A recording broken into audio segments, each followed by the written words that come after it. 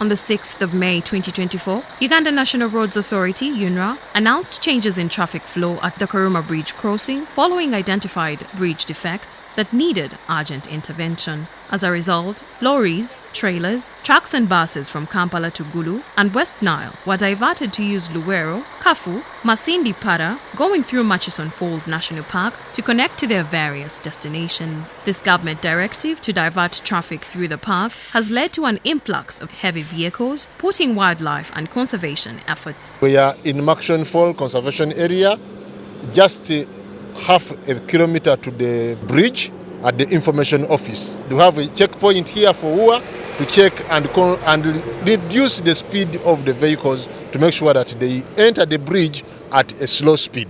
As a park, we have gained a lot more new experiences on how to manage a huge population of vehicles, not necessarily for tourists, but it's very many vehicles are using the park. And yes, definitely, as the number of vehicles have increased in the park, they have come with a lot of challenges, which we are trying to manage together with our sister forces, the police and the army, to make sure that we have a smooth transit of vehicles across the park. Some of these key challenges include waste management. Most of the vehicles passing the park continue to drop waste, and this already calls for more manpower to remove the waste along the road. Secondly, there are road kills. Some of our animals have already started experiencing that because they have been killed, especially the olibies and the cobs have been already killed by the vehicles transiting the road. The other experience is on the motorists. In these last 2 also weeks, 7 vehicles have been involved in accidents, especially at the cliff, at the escarpment. When they are descending at the escarpment, that's where we have had these accidents, and so far 3 people have lost their lives, and that is not really good enough. And some of the motorists don't adhere to the guidelines, especially on speed. Some really do adhere, but some are not adhering. Yes, we try our level best to make sure that we inculcate that they really don't overspeed and to adhere, but still some errant motorists violate those skills. We are working together with the police to make sure that we put this into order to minimize road kills, to minimize accidents, but there are certain things which we cannot minimize. For example, the huge traffic along the road. It is scaring away animals. It is scaring away animals. We are likely to see animals migrating away from along these areas near the road because of the too much noise. There is a lot of noise pollution, but which we can't avoid at the moment. We have to live with it, and I pray that the animals get used to these sounds. But as of now, it is a problem. We are getting concerns from some tourists who stay in places like Red Chili, in Para, because they complain of the many movement of vehicles along the road, especially during the entire day. Unaenda speed ya 40 km per hour. Unaenda pole. Unaenda kumoto ya nini karata leo? Kuanzia hapa tunaingia game park. Kwa na usifikishe sekata leo. 40.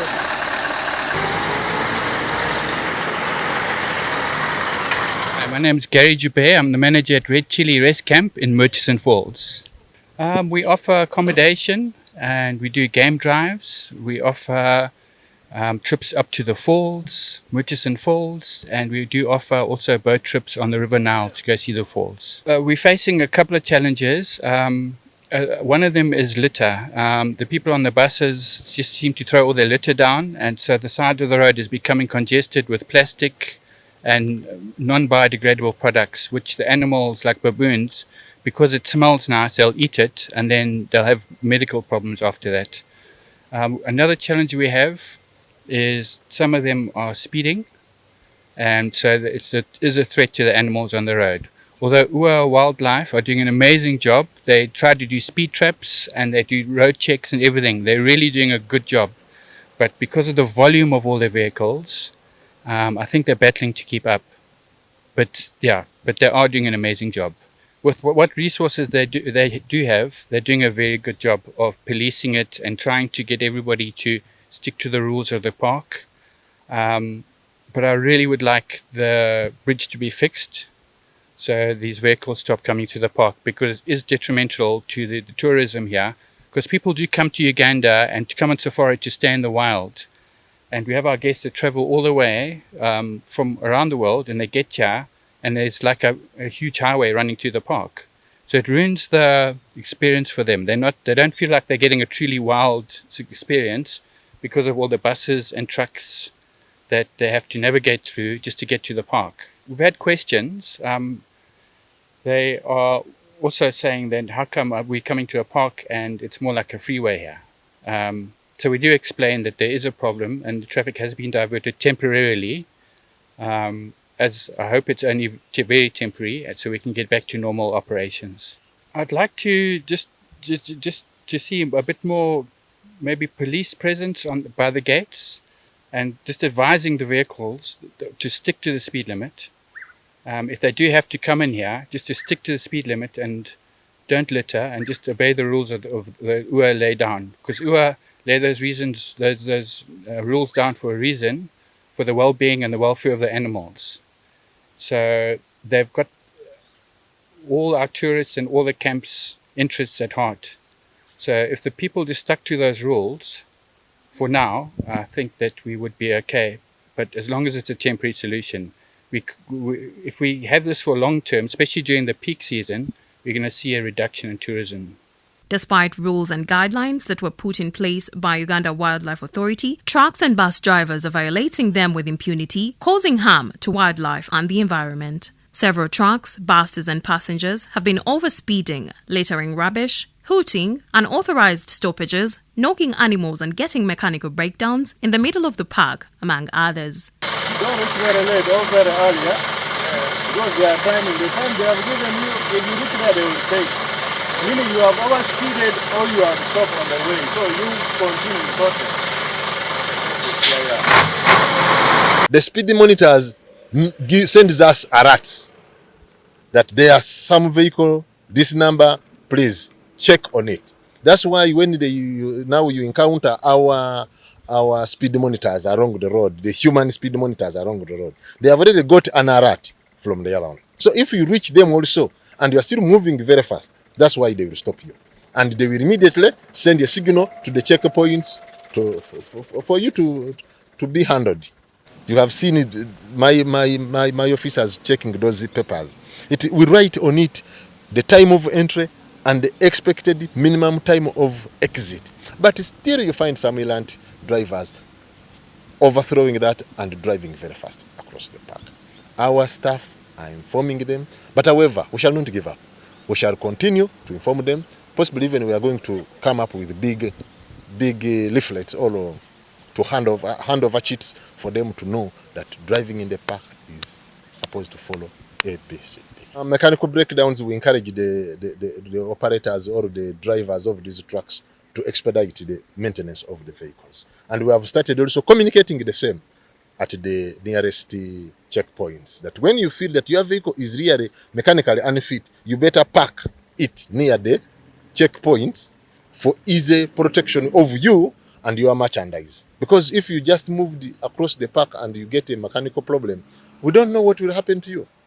Yes, so we discourage strongly people having breakdown across the park. And when you get a breakdown, please, we appeal to you to communicate so that we can help you to either tow away your vehicle, because you have the right machinery which can help you to remove the vehicle from those corners, or to mobilize some mechanics for you to make sure that they put your vehicle, they fix the problem, and it is driven away. Emotoka ngefiridde waneno mu game park wali ebisolo, naye tubadde tusaba ab'obukuumi mwongeremuko ku maanyi musobolo tuwa gundi security kukubo, kubanga tuli mu bisolo. Tubadde tusaba busabi bambi mutongereko obukuumi mu game park eno gye tulimu. Emotoka zigenda zifa. Nze kye mbadde nsaba tunoonya just engeri yonna y'okufunamu abaana tukuma. Wonga woti wali network bulungi, kugamba game park yonna okuva eri gye tuvudde network temuli network. Kati wano tetulina engeri yonna y'okukola ki yokuba esimu era okuva wano eno tusooke tugende pakwachi ye tugenda ofuna network. Tewali masanyalazi, tewali kintu kiriwo yo nzikiza njerere era tusigala mundu olusi tusula eri waggulu ku board eri olaba eri board eyo waggulu olusi gye tusula kuba nga tutya ebisolo akati tunasulawa tetulina watusula naye singa sekiru tebeerawo ku kubo ogamba nti osobola kusula wansi oba mu kebini. Called the ASP Osega Richard, Forces Station Pakwach, acting on behalf of the DPC who is away. Situation in Pakwach is very calm and normal. We have not really had much. If you look at last month and this month, it is really calm. We have not had much since when there was an impact on the Karuma Bridge. Vehicles that have come from this side, in fact, it is normal because this road from Karuma up to here, up Para, it is not a big distance. So people have been flowing very well. Unless there is a challenge where people come up to be around 6, it has really a challenge to them because they don't move. They don't allow them to move. At that time, they will have to stay until morning. And that's when they will move. So that is a very big challenge to these people who come from this side of Northern.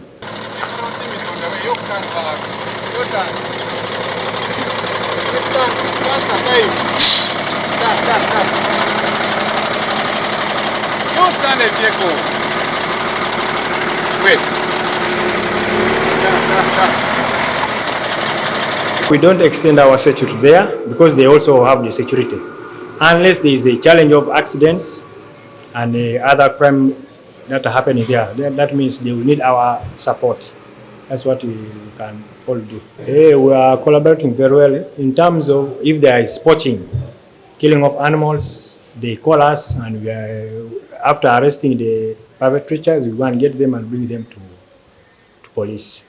I request the drivers and other people who are using the Para road to maintain speed limit so that they don't kill the animals. They should go with what the law says so that we can protect the animals in the park. Uganda Wildlife Authority is working hard to manage the situation despite the challenges. We are working with the sister forces, we are working with the police, the army, to make sure that we isolate the vehicles for tourists to be given a right of way so that they can move in faster, especially during the morning hours. The huge traffic is always in the morning hours, between 6 and 9.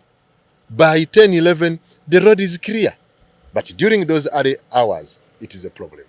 The other additional issue is the big trucks like these ones. We expect them to cross the park using 2 to 3 hours. They should have gone through the park. But the reality is that at times they take 4 hours. And if you release the last vehicle at, say, for example, at Tangi Gate at 7, expect it at Kichombanyovo at 10. That means the vehicle is remaining in the park for a lot of time. So that's the experience which we have gained so far. We are working together with other stakeholders to make sure that this is expedited. And then the road, if once the people can adhere to the rules put in place, everything will be fine. Some of the do's, you don't overspeed in the park. The maximum speed we approve is 40 kilometers per hour. Whether it is during this time or even off this season of the traffic diversion. You don't hoot when you are passing through the park. You don't stop anywhere because you want to stop. There are official gazetted stopping points where you are supposed to stop. So stoppages along the park is not acceptable. You don't pick anybody you find on the road because there is no vehicle stages within the park that you must be picking people. There's no stages. 3, you don't litter.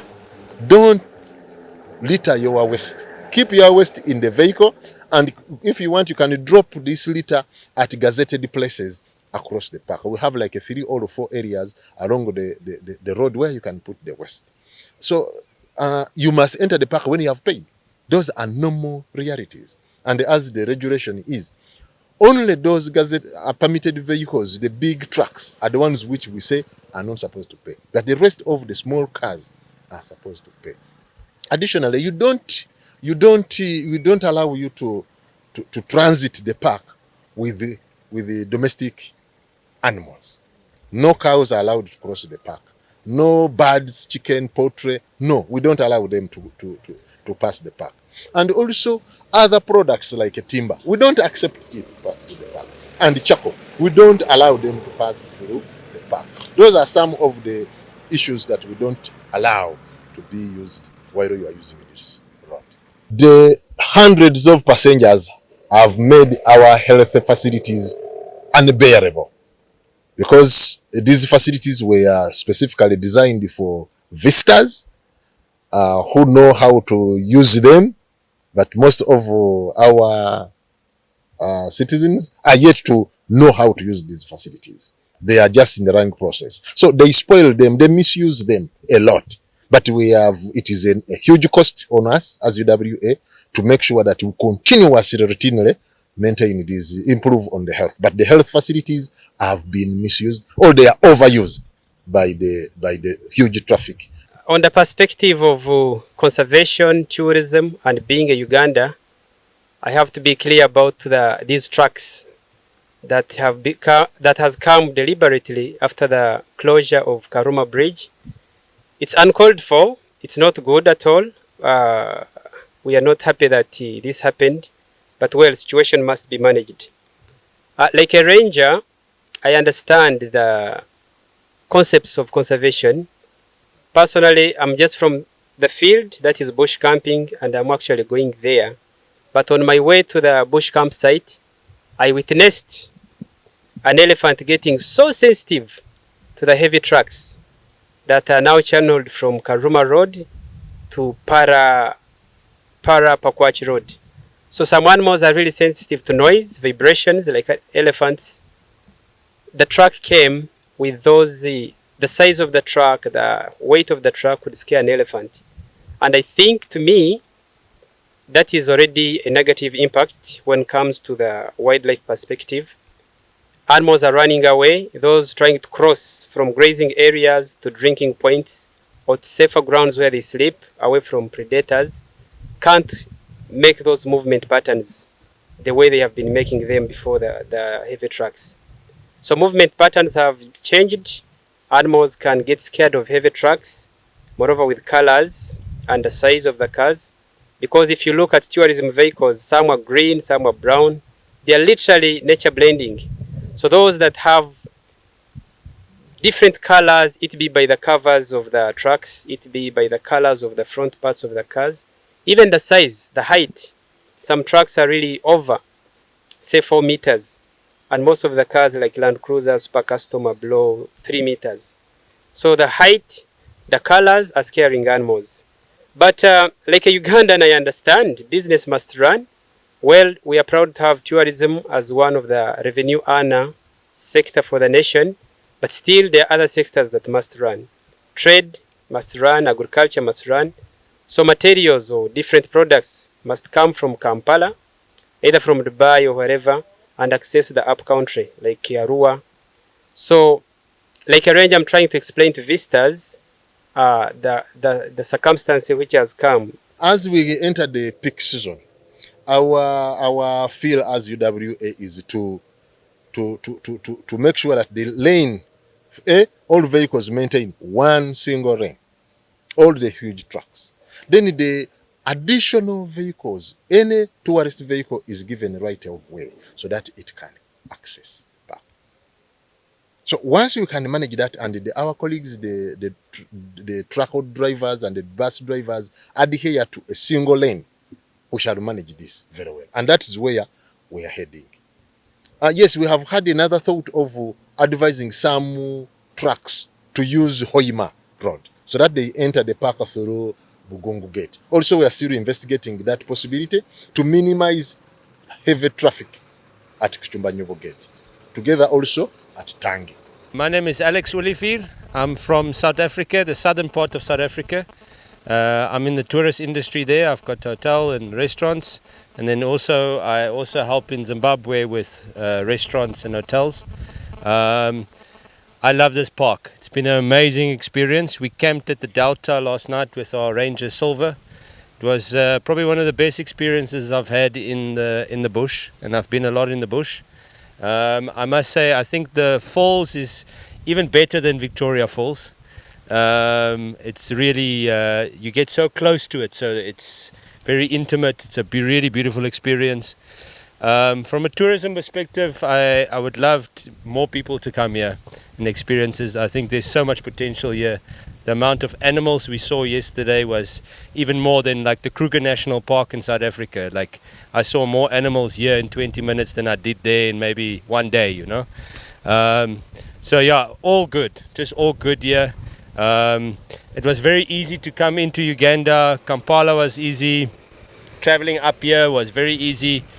So yeah, I think it's a fantastic country and it's got great potential. I really hope that more effort or more concentration would be put towards tourism, because I think it can create a lot of job opportunities for the people of Uganda. My name is Andy. I've been living in Uganda for the last 9 months. My family live and work here, but I've been able to welcome my old friend here and just show him around this beautiful country. This is my second time to Murchison National Park. I've come before with my children, but this time we're going on a bit more of an adventure and camping in the bush. And it's just amazing, the Uganda Wildlife Authority, you know, the way that they look after you, the way that just the skill they have and the knowledge they have of the game, of the park, and yeah, make you feel safe and protected. So we've had an amazing stay so far. So this is our second day. We're going to camp again tonight. Just the beauty and the opportunities that are available for tourism here in the park. Yeah, I think if you really put this out to the world, you know, to the Dutch, to the Germans, to the Americans, to the British, they would come here because it's easy. I mean, it took us how long? 6 hours from Kampala to be in this beautiful park. You know, much easier, much more affordable than Zimbabwe. So yeah, it's really a good opportunity you have here. My humble appeal to the road users, especially actually to all road users, one, to the drivers, please adhere to the speed. And when you encounter an animal, even if it is a snake, give it time for it to cross the road. Allow it the right of the way. Even if it is a bird, give it the right of the way. If it is a big animal, please give it time for it to exit. And don't hoot. When you hoot, it will not go away. That is for the drivers. Adhere to the speed. And to my colleague, the passengers. To the passengers, please, don't litter. Don't throw waste. Don't throw water bottles through the windows. Don't. And don't attempt to feed any animal, because you're going to create a problem. Don't feed the animals. Don't throw your food. Don't throw anything. Leave everything in the bus. And I appeal to the managers of the bus companies to put waste bins within the buses so that litter is not thrown in the park. Yes, we are stretched as UWA personnel. We are overstretched because of these vehicles. And the interesting part is that it is for 2-3 hours in the morning, but I mean, it overstretches us because it is a long distance apart. However, what are we doing? We are working with stakeholders. We are working with the police to reinforce us. We are working with UPDF to give us more personnel. And that's how we are overcoming this staff capacity issue. But however, still the resources go. And this unbudgeted for expense goes to UWA. And that is a cost to maintain personnel on the road. In response to the challenges, the Uganda National Roads Authority has introduced an alternative route for trucks and lorries, reducing the impact on wildlife movement and behavior. If we neglect conservation efforts, the consequences will be dire. We risk losing our precious wildlife and natural heritage. Let us join hands to protect Murchison Falls National Park and its incredible wildlife. We owe it to ourselves, our children, and the future generations.